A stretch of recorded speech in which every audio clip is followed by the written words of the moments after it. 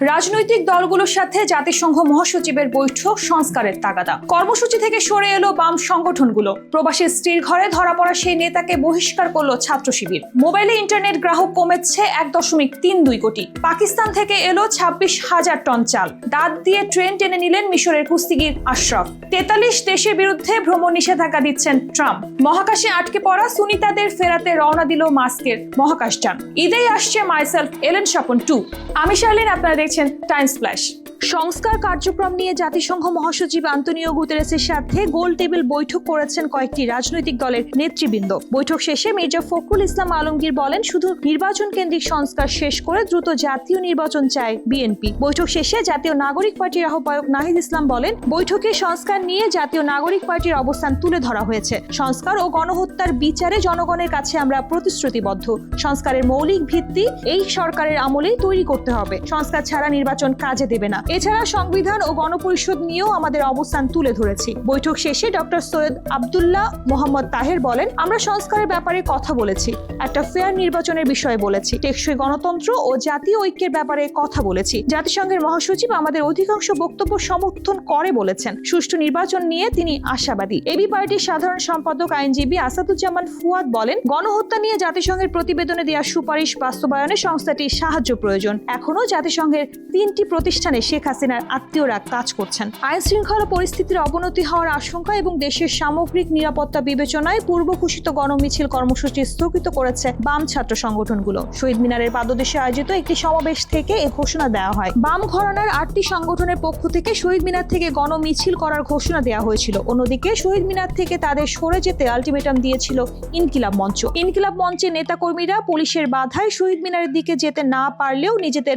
কর্মসূচি স্থগিত করে বাম সংগঠনগুলো। প্রবাসীর স্ত্রীর ঘরে ধরা পড়া সেই নেতাকে বহিষ্কার করলো ছাত্র শিবির। বরিশালের উজিরপুরে গভীর রাতে প্রবাসীর স্ত্রীর সঙ্গে আপত্তিকর অবস্থায় ধরা পড়েন মাইনুল ইসলাম। বদরপুর গ্রামে মুসল্লি বাড়িতে এক প্রবাসীর স্ত্রীর ঘর থেকে মাইনুল ইসলামকে আটক করা হয়। ওই বাড়ি সংলগ্ন মসজিদে আগে ইমামতি করতেন মাইনুল। বাড়ি উজিরপুর উপজেলার পশ্চিম 16 গ্রামে। বরিশাল জেলা ছাত্র শিবিরের বিজ্ঞপ্তিতে বলা হয়েছে, বাংলাদেশ ইসলামী ছাত্র শিবিরের আদর্শ, শৃঙ্খলা ও ইসলামী নৈতিকতা পরিপন্থী কর্মকাণ্ডে জড়িত হওয়ার অভিযোগে বরিশাল জেলার গৌরনদী উপজেলার সাথী ও উপজেলা সেক্রেটারি মাইনুল ইসলাম পলাশকে সংগঠন থেকে স্থায়ীভাবে বহিষ্কার করা হয়েছে। দেশে 7 মাস ধরে টানা মোবাইল ও মোবাইল ইন্টারনেটের ব্যবহার কমেছে। মানুষ মোবাইল ব্যবহারের পেছনে ব্যয়ও কমিয়ে দিয়েছেন। বাংলাদেশ টেলিযোগাযোগ নিয়ন্ত্রণ কমিশনের তথ্য অনুযায়ী গত জানুয়ারি পর্যন্ত আগে 7 মাসে মোবাইলের গ্রাহক কমেছে 60 লাখের মতো। একই সময়ে মোবাইল ইন্টারনেট ব্যবহারকারী কমেছে 1,32 লাখ। মোবাইল অপারেটররা বলছে,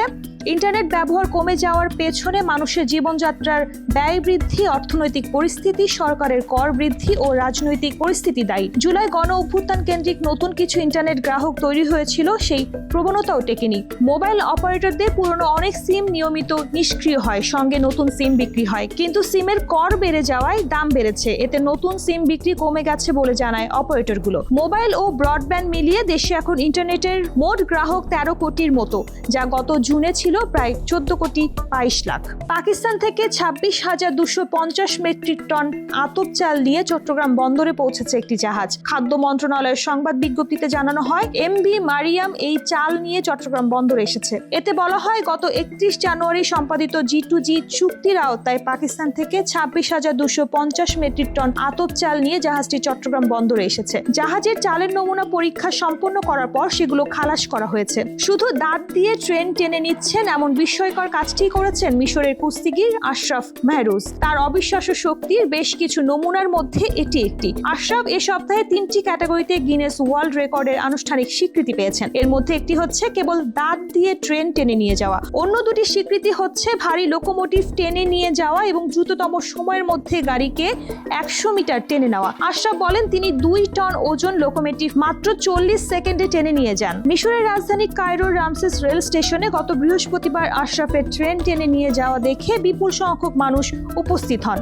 মিশরের রাজধানী কায়রোর রামসেস রেল স্টেশনে গত বৃহস্পতিবার আশরাফের ট্রেন টেনে নিয়ে যাওয়া দেখতে বিপুল সংখ্যক মানুষ উপস্থিত হন। দড়িতে বেঁধে তিনি দাঁত দিয়ে 279 টন ট্রেন টেনে নিয়ে গিয়েছেন।